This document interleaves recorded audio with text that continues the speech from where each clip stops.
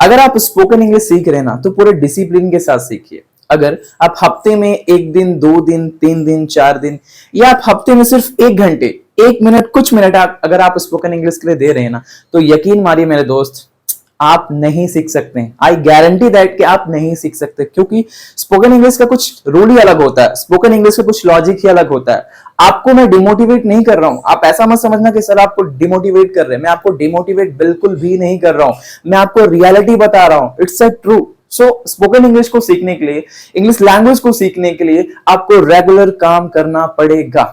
Yes दोस्त, आपको regular काम करना पड़ेगा। So hello everyone, my name is Vikas Singh and आज मैं इस वीडियो में आपको कुछ 8 बेहतरीन तरीके के बारे में बताऊंगा। प्लीज वीडियो को लास्ट तक देखिएगा, क्योंकि आखिरी के जो 2 तरीके हैं ना, वो बहुत ही इंपॉर्टेंट हैं। So without wasting any time मैं इस वीडियो को शुरू करता हूं। ध्यान रखिएगा, 8 तरीके प्रॉपर तरीके से आपको देखना है कि एक्चुअल में ये 8 तरीके कौन से हैं और उसको फॉलो करना है। तो वीडियो को स्टार्ट करता हूं। Let's get started. Rule number 1, why English is important. अब मैं इसकी बात क्यों कर रहा हूं, क्योंकि जब भी हम कोई भी काम करते हैं ना, तो उसके पीछे का कारण हमें पता होना चाहिए। अगर हम इंग्लिश सीख रहे हैं तो इंग्लिश क्यों सीखना है मुझे, अगर मैं किसी भी काम को कर रहा हूं तो मुझे वो काम क्यों करना है। लेट्स सपोज दैट, एक छोटा सा एग्जांपल लेता हूं कि अगर आपके लाइफ में एक बहुत ही इंपॉर्टेंट पर्सन है आपके लाइफ में, सो आप सबसे पहले फाइंड आउट करते हो कि वो इंसान क्यों इंपॉर्टेंट है, उसकी ऐसी क्या खास वजह है जिसकी वजह से वो आपके लाइफ में इंपॉर्टेंट है। सो रूल नंबर 1 ये कहता है कि इंग्लिश क्यों जरूरी है। First of all you have to understand like that कि अगर आप स्टूडेंट हो, सो स्टूडेंट के लिए स्पोकन इंग्लिश क्यों जरूरी है। अगर आप एक हाउसवाइफ हो, अगर आप एक वर्किंग प्रोफेशनल हो या आप एक बिजनेसमैन हो, तो आपके लिए इंग्लिश क्यों इंपॉर्टेंट है। First of all you have to know the reason behind the work, that why you have to do that. आपको उस काम को क्यों करना है, ठीक है। सो आपको पहले ये चीज को फाइंड आउट करना है आपके लिए। आप जो ये वीडियो देख रहे हो ना, आपके लिए कि फाइंड आउट करना है कि स्पोकन इंग्लिश सीखना क्यों जरूरी है। रूल नंबर 2, दूसरे रूल की बात करते हैं, deadline. What is the deadline? Deadline की बात कर रहा हूं। डेडलाइन का मतलब होता है एक टाइम लिमिट की बात कर रहा हूं। लेट्स सपोज दैट कि अगर आप अभी बिल्कुल फ्रीली बैठे हुए हो, आपको ये नहीं पता है कि 2 महीने बाद या 15 जून से आपका एग्जाम है, और जैसे आप अपना व्हाट्सएप ओपन करते हो, आप देखते हो अरे 15 जून से तो मेरा एग्जाम है, और ऑल ऑफ सडन आपके माइंड में थॉट आता है यार कि अभी तक मैंने कुछ पढ़ा ही नहीं है, और एक डेडलाइन आपके माइंड में डिसाइड हो जाती है कि 15 जून तक हमें सारे टॉपिक्स को कवर करना है। क्यों? Why? For getting pass, for getting good result, for getting good marks in your exam, right? So जब तक आपके माइंड में डेडलाइन नहीं होगी किसी भी काम को करने की, so I think that आप उसको डिले करते जाओगे, आलस करते जाओगे, डिले करते जाओगे, और धीरे धीरे उस काम को, हो सकता है उसमें आपका मन ही नहीं रहेगा। So स्पोकन इंग्लिश सीखने के लिए रूल नंबर 2 ये कहता है कि आपको एक फिक्स डेडलाइन क्लियर करनी है, एक डिसाइड करनी है कि 3 महीने, 4 महीने या 5 महीने में आपको स्पोकन इंग्लिश सीखना है। देखो, इंग्लिश इनफाइनाइट है, बहुत बड़ी है। आप 5 महीने में सारे चीजें नहीं सीख सकते, लेकिन एक सीखने की बात मैं अगर बताऊं, स्पोकन इंग्लिश में जितना आप बोली जाते हैं इंग्लिश, आप 3 महीने, 4 महीने में आप बिल्कुल फ्लुएंट इंग्लिश स्पीकर बन सकते हैं। अब हर इंसान का दिमाग अलग अलग होता है। कोई व्यक्ति किसी चीज को 1 दिन में सीख जाता है, या कोई व्यक्ति उसी चीज को 2 दिन, 3 दिन या 4 दिन में सीखता है, क्योंकि हर इंसान का दिमाग अलग अलग होता है। तो वो डिपेंड करता है कि उसकी कैपेबिलिटीज कितनी है। सो अपनी कैपेबिलिटीज के हिसाब से आप डेडलाइन डिसाइड करोगे कि आपको कितने दिन में स्पोकन इंग्लिश में फ्लुएंट इंग्लिश स्पीकर बनना है। देखो दोस्त, सारी चीजें आप पे डिपेंड करती है ना। आपको पता है कि अच्छा क्या है, आपको पता है बुरा क्या है आपकी लाइफ में। आप इतने जानकार तो हो गए हो कि आपको क्या चीज करना है, क्या चीज नहीं करना है, उसका ज्ञान तो है। सो दैट्स वाई आपको एक डेडलाइन बनानी है कि आपको इतने समय में स्पोकन इंग्लिश सीखना है, तो सीखना है। Rule number 3, reading.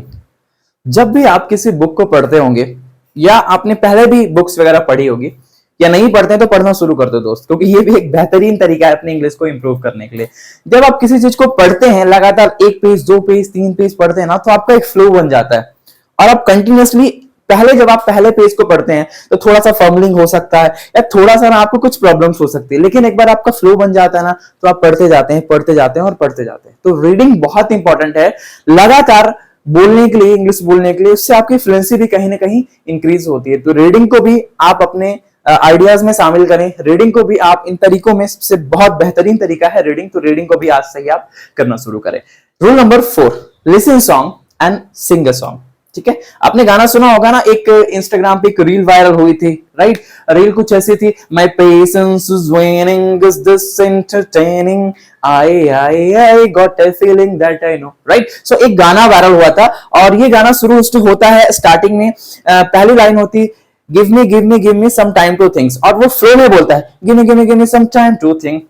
एक बार फिर से रिपीट करता हूं, give me some time to thinks. So actual में वो बोलता है गिव मी, लेकिन उसका प्रोनाउंसिएशन क्या करता है, गिव मी, राइट? सो देखो, सॉन्ग सुनने से क्या हुआ, आपका पहला प्रोनाउंसिएशन बेहतर हुआ, और जब आप उसको रिपीट करोगे ना, सो आप उस चीज को अच्छे से प्रोनाउंस कर पाओगे, अच्छे से गा पाओगे। बहुत सारे ऐसे गाने हैं जो आप सिर्फ इंस्टाग्राम की रील्स पे डालते होगे, स्टोरी में डालते होगे, बिलीवर बिलीवर, हाँ, बट दोस्त इसको रील्स के अलावा भी बाहर दुनिया में आए, सीखें, गाएं और अपने फ्लुएंसी को इंक्रीज करें। तो लिसन एंड सिंग, ठीक है?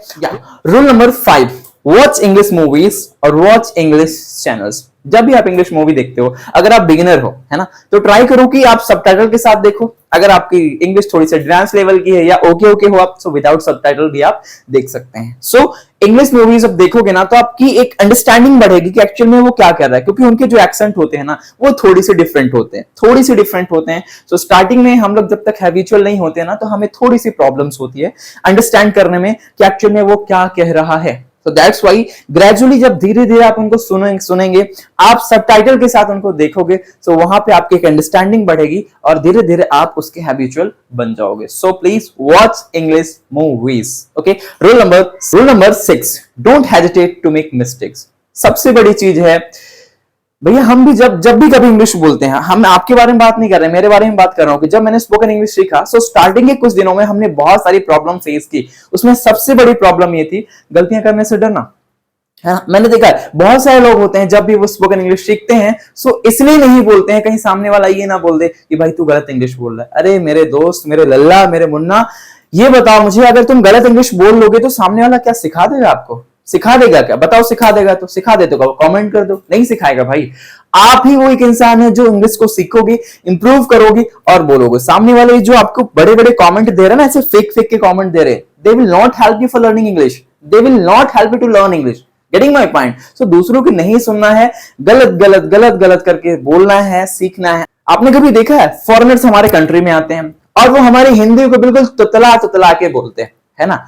बहुत सारे एग्जांपल्स हैं, मैं एग्जांपल्स तो नहीं दे सकता हूं, लेकिन बहुत सारे फॉरेनर्स होते हैं हमारे कंट्री में आते हैं और हिंदी लैंग्वेज को बिल्कुल तुतला के बोलते हैं, और हम उन्हें क्या रिप्लाई करते हैं, वाह यार बड़े क्यूट लगते हैं ये, ना, बहुत क्यूट लगते हैं। सो भाई, हम भी तो इंग्लिश बोल रहे हैं ना, तो हम भी गलत बोल के क्यूट लग सकते हैं कि नहीं? हाँ, बिल्कुल क्यूट लग सकते हैं मेरे भाई, है ना? सो कभी भी ये नहीं सोचना है कि I am speaking wrong or the right, it does not matter in the starting time. If you will think that I am speaking wrong, so you can not speak English. So ये चीज mind भी नहीं करना है। Don't hesitate to speak English, either right or the wrong, does not matter। ये बात की बात है, ठीक है? सो रूल नंबर 6 ये कहता है कि प्लीज गलतियां करने से नहीं डरें, आप गलतियां करेंगे तभी आप उसके मास्टर बनेंगे।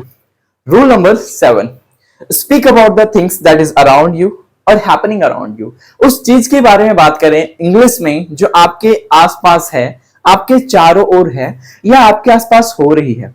लाइक दैट कि फॉर एग्जाम्पल, मेरी मम्मा अगर खाना बना रही है, मैं बाद में खाना बनाना वीडियो बना रहा हूं, प्लीज डिस्टर्ब मत करो यार, है ना, प्लीज, ओके? सो अगर मेरी मम्मा खाना बना रही है, सो मैं उनको बोल सकता हूं कि my mother is making food और my mother is cooking food. अगर मेरी सिस्टर पढ़ रही है, माय सिस्टर इज स्टडिंग। और अगर मेरी सिस्टर असाइनमेंट लिख रही है, my sister is writing assignment. So कहने की बात है, मैंने आपको क्या बोला कि उस चीज के बारे में इंग्लिश से बात करें जो आपके आसपास हो रही है या आपके पास आसपास है। Got it my point? Okay, so I hope you understand this point, okay? Rule number 8 जो सबसे इंपॉर्टेंट है, that is discipline. That is discipline. दोस्त, अगर ये नहीं है ना कि दुनिया में कुछ भी नहीं है। Did you understand my point? अगर आप कोई भी चीज को कितना भी कर लो, अगर डिसिप्लिन के साथ नहीं कर रहे हो ना, तो आप नहीं कर पाओगे, है ना? और डिसिप्लिन के साथ एक कंसिस्टेंसी भी होनी चाहिए आपके लाइफ में। Whatever you are doing, do it with discipline. Whatever you are doing, do it that consistency के साथ काम करें, डिसिप्लिन के साथ काम करें कि आपने एक दिन प्रैक्टिस की तो दूसरे दिन भी प्रैक्टिस होनी चाहिए, तीसरे दिन की तो चौथे दिन भी होनी चाहिए, पांचवें दिन की तो छठवें दिन भी होनी चाहिए। लगातार आप किसी काम को नहीं करोगे ना, तो उस काम के आप, उस चीज के आप एक अच्छे परफेक्ट मैन बन ही नहीं पाओगे। So I hope you understand my things कि रूल नंबर 8 ये कहता है कि डिसिप्लिन के साथ जो भी आप काम कर रहे हैं डिसिप्लिन के साथ करिए। सो ये रहे हमारे 8 तरीके इंग्लिश में जिसको आप फॉलो करके इंग्लिश के एक अच्छे स्पीकर बन सकते हैं। एक बार मैं फिर से इन सभी 8 पॉइंट्स को रिपीट कर देता हूं। First one is that why English is important. Rule number 2, you have to select a deadline that कितना टाइम आपको लेना है इंग्लिश सीखने के लिए। Rule number 3, reading is very important for improving your pronunciation, for just improving your fluency also. And rule number 4, song. Listen and speak. Listen and speak. Listen and speak. Rule number 5 is watch English movies and channel. Watch English movies and channel. And rule number 6 is don't hesitate to speak English either right or wrong. And rule number 7 is that speak about the things that is around you or happening around you. And rule number 8 is discipline. Discipline से कोई भी काम कर रहे हो, जैसे आप ये वीडियो देखे शुरू से आपने आखिरी तक ये वीडियो देख लिया किसके साथ, डिसिप्लिन के साथ, और आपको समझ में आ गया। So I hope you understand this video, you just enjoy this video, and I hope you will follow these all rules to become a English speaker. And thank you for watching मेरे दोस्त, मिलते हैं अगले video में। Thank you.